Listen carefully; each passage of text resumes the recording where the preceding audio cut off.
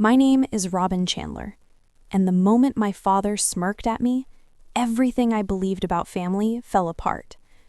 I had asked a straightforward question about the summer vacation I'd spent $36,000 on, the trip I thought might finally stitch us back together after years of me carrying everyone forward. He didn't pause or search for words. He didn't even sound defensive. He simply said it, almost entertained by how cleanly the sentence landed. "We already went last week, only for family." I stood there unmoving, the words looping in my head long after the call ended. Only for family. As if I had never truly belonged at all. The money I emptied out, the planning I obsessed over, the hope I guarded so carefully, none of it mattered. Someone had decided my name would never appear on the reservation. The trip I paid for became the trip they used to remove me. I didn't argue. I didn't demand explanations. I let the silence sit between us, because sometimes silence delivers the truth faster than confrontation ever could. And the truth was simple. I wasn't invited to the vacation I funded, which meant something in my family had fractured long before that phone call. 2 months later, when another request arrived, rent again, help again, the same cycle replaying itself like muscle memory, something inside me finally shifted. The words he had used to shut me out became the only ones I had left to return. Only for family. I said it evenly, almost softly, even though I knew nothing about what followed would be gentle. Before I tell you what he said and what happened after I walked out, tell me what time it is for you right now and where you're watching from. I'm curious to see how far this story will travel. Long before that moment, my life in Austin already revolved around numbers. After my divorce, I settled into a small one-bedroom apartment on the east side of the city. I took a financial analyst job at a mid-sized tech company, buried in spreadsheets, forecasts, and projections that always had a logic I could follow. On paper, it looked like stability, a reliable paycheck, health insurance, a desk with my name attached to it. In practice, my days blurred together. Office hours, gym routines, microwaved dinners, falling asleep to whatever show happened to be playing. My parents lived several hours away in a town that had been slowly hollowed out by time. My father, Thomas Chandler, had worked maintenance at a distribution center until a back injury pushed him out of steady employment.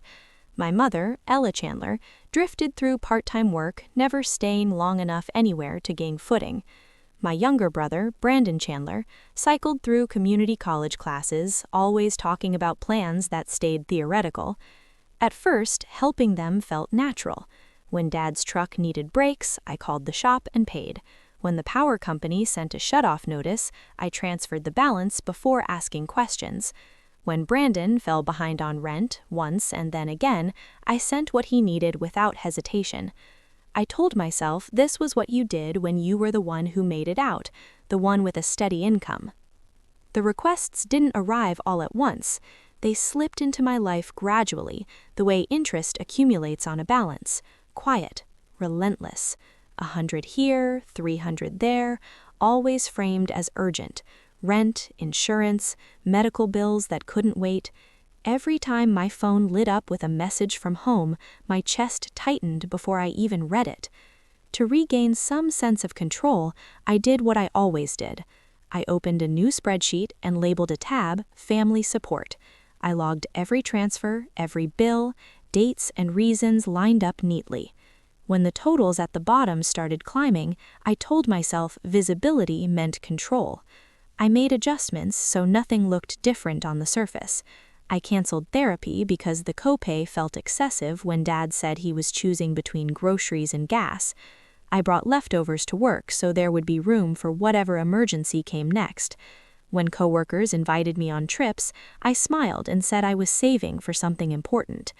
Slowly, conversations with my family shrank. Calls that once included small updates turned into brief check-ins built around money. "How are you?" became a pause before another request. Thank you messages shortened, then disappeared altogether, replaced by silence once the transfer cleared. I kept telling myself it was temporary. Once Brandon finished school, once Dad's situation improved, once Mom found steadier hours, things would level out. The spreadsheet said one thing, my body said another. I chose the version that hurt less. I spent my days advising clients on risk, identifying bad investments, recommending exits before losses compounded. Yet when it came to my own family, I ignored every warning sign. I treated discomfort as proof I needed to give more, stay longer, hold tighter. Stepping back felt like abandonment. Over time, another thought formed, small at first, then louder each time I glanced at that growing total. Maybe the issue wasn't that I gave too much, but that money had become the only thing we shared.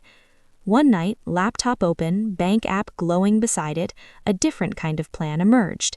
If money was the language we spoke now, I decided I would try using it to bring us back together. That was when the idea of paying for a big trip first surfaced, not as indulgence, but as a final attempt to reset what had quietly broken. I wanted something large enough to disrupt the pattern, something that might remind us how it felt to be on the same side. A trip made sense, not because I needed rest, but because I hoped a new setting could loosen what had tightened over years. I approached it the same way I approached my work, structured, careful. I opened tabs for flights, resorts, rental cars. I compared destinations like financial models. Coastal towns, lake cabins, mountain retreats all went into a spreadsheet labeled Possible Destinations. I added notes on weather, travel time, projected costs. One option stood out, a coastal location with warm water, decent food, and a calm stretch of shoreline. Neutral, predictable. Once I decided, everything moved fast. Flights first, at reasonable hours, then a suite large enough for all of us, a rental car, tickets for group activities that looked low stress. The total climbed quickly, crossing thresholds I would normally hesitate over. I kept going, convincing myself the return would be worth it. When I confirmed the final booking, the total read $36,000, a number that would have terrified me if the purpose hadn't been family. I sent the itinerary and confirmation numbers in a long message. I expected excitement, maybe appreciation. My phone buzzed once with a short reply from my father. Got it. Nothing else. I stared at the screen, trying to assign tone where none existed. Still, I planned. I printed the itinerary, placed it in a folder, imagined dinners without money conversations, walks without tension. I let myself believe in a version of us that felt uncomplicated again. As the departure date approached, silence from home grew heavier. No questions about packing, no comments about plans. I assumed they trusted me to handle it. I didn't consider that decisions had already been made without me. The morning everything unraveled, I reached for my phone to confirm details. I expected a routine call. Instead, my father spoke with casual certainty, saying they had already gone the week before, as if announcing something ordinary. Only for family, he added, and the phrase landed with a weight I wasn't ready for. For a moment, I thought I misunderstood. The idea that they would take the trip without me felt unreal, but his tone left no space for correction. When the call ended, I logged into the booking portal and entered the confirmation codes.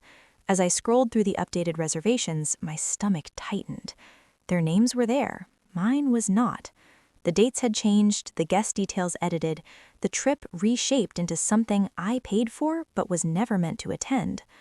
I read through the revised itinerary until the words blurred together, each line another reminder of how easily access can be taken when trust has been misplaced.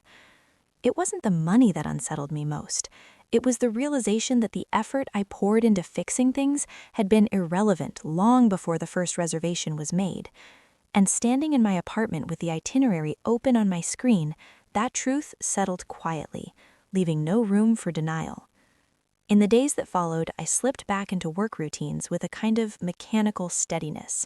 My body moved through schedules while my mind tried to understand how something so deliberate could be done so quietly. I didn't want to replay the moment I discovered the altered itinerary, but it kept resurfacing at odd times, while reviewing a budget model, while waiting for the microwave, while brushing my teeth before bed. The trip was behind them now, yet its shadow sat inside my chest like a weight I kept adjusting to without realizing it. I told no one at work. I didn't trust myself to explain anything without sounding detached or defensive. Instead, I focused on emails, quarterly forecasts, and meetings where everyone spoke imprecise numbers. There was comfort in the clarity of measurable things. At least spreadsheets didn't rewrite themselves behind my back.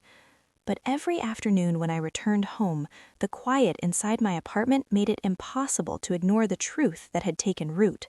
Something fundamental between us had shifted, and I was the only one who seemed to feel it. Eventually, I opened the family support workbook again. I hadn't looked at it since booking the vacation. The total at the bottom had climbed far beyond what I remembered. Every entry told a small story: rent, repairs, fees, last-minute emergencies. Staring at the numbers felt like staring at an unspoken agreement I had never consciously made, a role that had been assigned rather than chosen.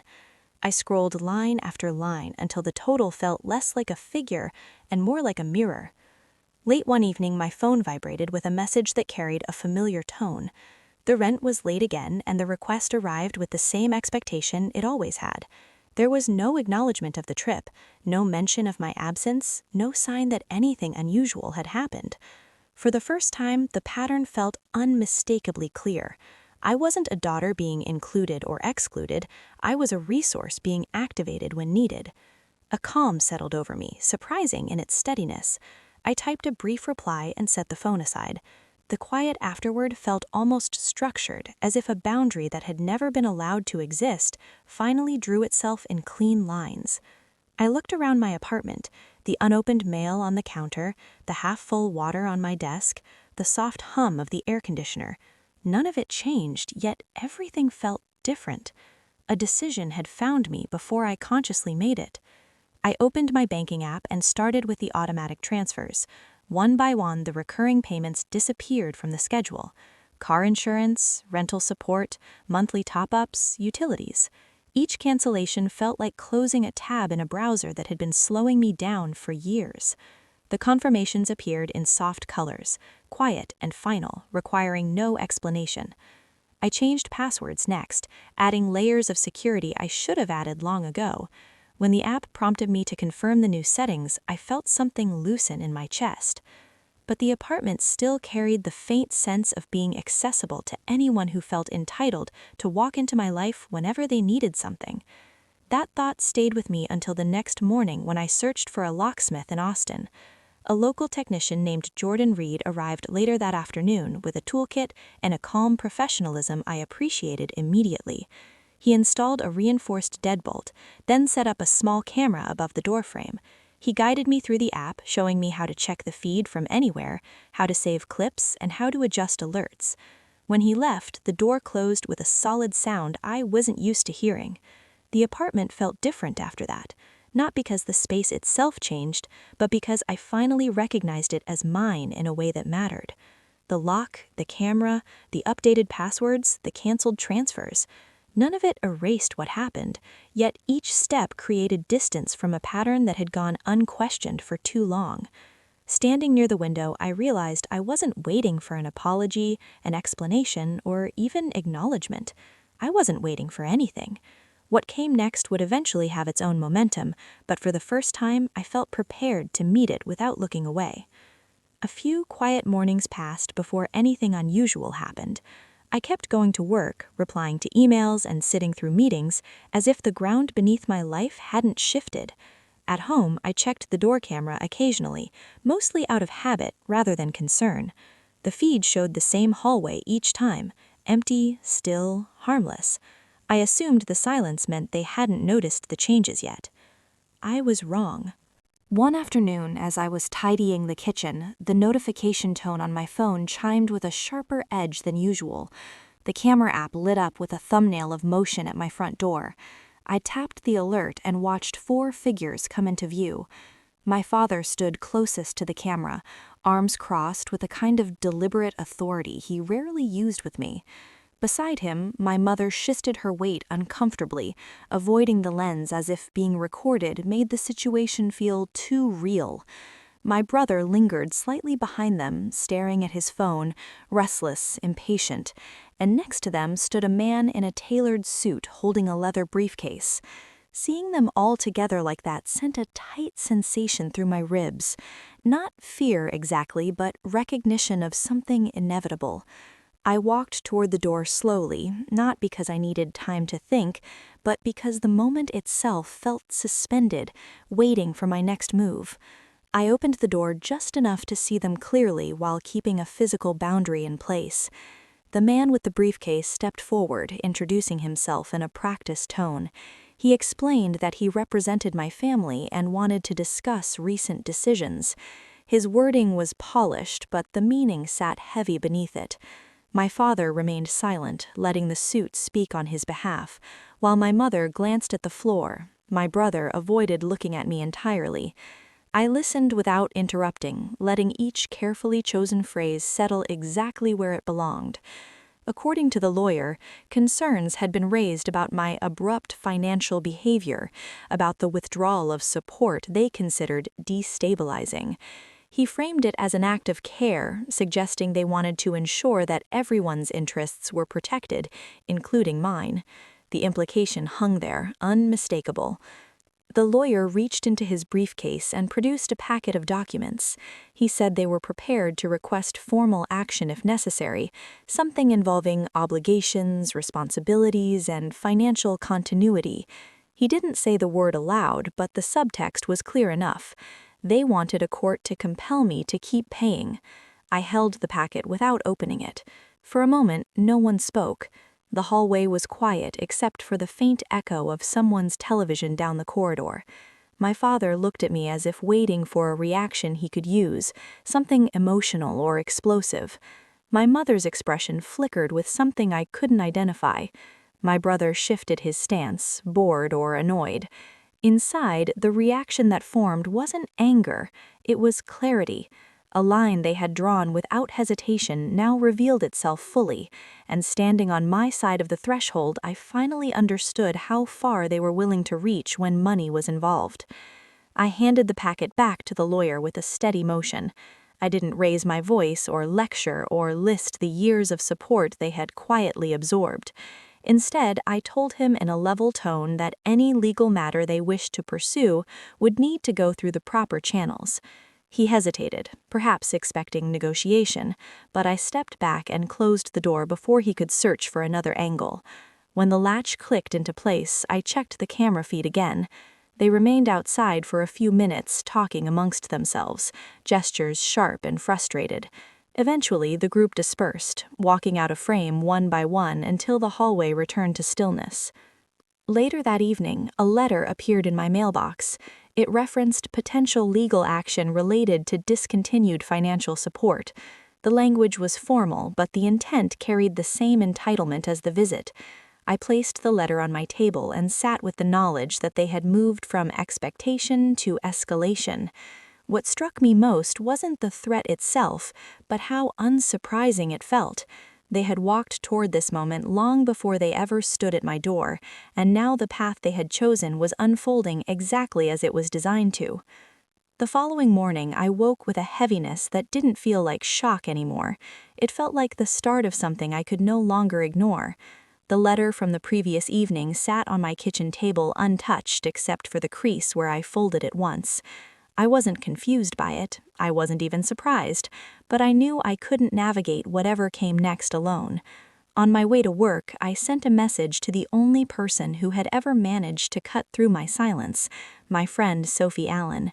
We met years earlier through a volunteer project, and she had remained one of the few constant figures in my life, someone who noticed changes even when I tried to hide them.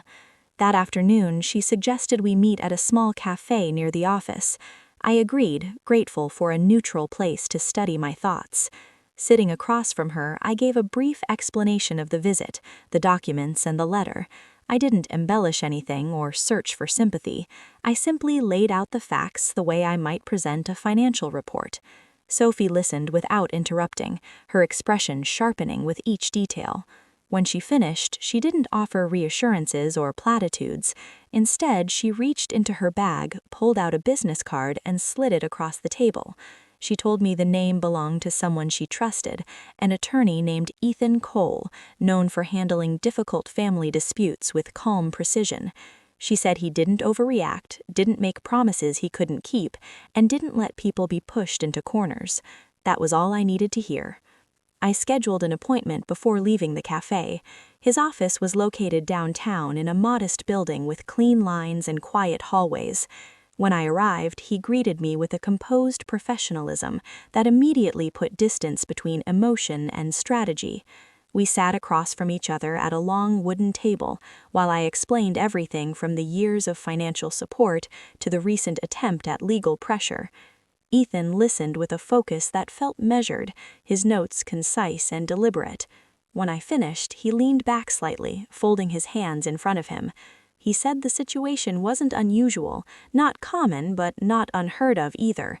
Families sometimes attempted to frame financial dependence as obligation, and though such claims are weak, they could become complicated if not addressed properly. He outlined what we needed: documentation of my steady income, proof of my financial independence, records of voluntary transfers with no contractual commitments, and any communication suggesting expectations or pressure. I nodded, already thinking through the folders on my laptop and the emails archived in my inbox. At his request, I also scheduled an appointment with my physician to obtain a written evaluation confirming my mental stability, not because there was any question about it, but because such accusations, once mentioned, had to be formally dismissed. Over the next several days, I gathered everything Ethan listed. I downloaded bank statements detailing each transfer I had made to my family. I pulled copies of my employment history, pay stubs, and annual reviews. I saved screenshots of messages that framed their requests as emergencies or demands rather than shared discussions. The more I assembled, the more the pattern revealed itself in clean, undeniable lines. The physician's appointment was brief. She asked standard questions, reviewed my medical history, and completed the form without hesitation. When she handed it back, she wished me well with a sincerity that struck deeper than I expected. I brought the compiled documents to Ethan's office at the end of the week. He reviewed each item with a quiet precision, grouping them into sections for the response he would submit. He explained that the key wasn't demonstrating what my family had done, but demonstrating what I legally and logically was not obligated to do. The strength of the case lay in the absence of any binding agreement, any promise, any legal or moral requirement to continue providing money to adults capable of their own support. Before I left, he told me the date had been set for the hearing. He said we had everything we needed and that the next steps would simply be a matter of presenting the truth clearly. I stepped out of his office into the late afternoon light, feeling an unexpected steadiness. Whatever had begun with a visit to my door was moving into a space where clarity mattered more than sentiment. And for the first time in a long time, I felt ready to speak in a way that carried weight. By the time the hearing day arrived, Austin was wrapped in a muted gray that made everything feel suspended. I walked into the courthouse with a steadiness I didn't fully understand yet, carrying the folder Ethan had helped me assemble. The building felt clinical, structured, intentional, a place where feelings mattered less than clarity. That suited me. Inside the courtroom, my family sat together at a long table. My father's posture was rigid, his jaw set in a way that suggested he had prepared himself to be challenged. My mother seemed smaller than usual, her hands clasped tightly in her lap. My brother stared at a point somewhere near the floor, his expression unreadable. Across the aisle, Ethan adjusted his papers with calm precision, and I took my seat beside him without speaking.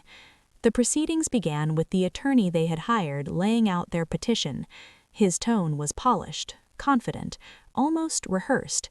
He spoke about my sudden withdrawal of financial support, my erratic decisions, my emotional instability following major life changes.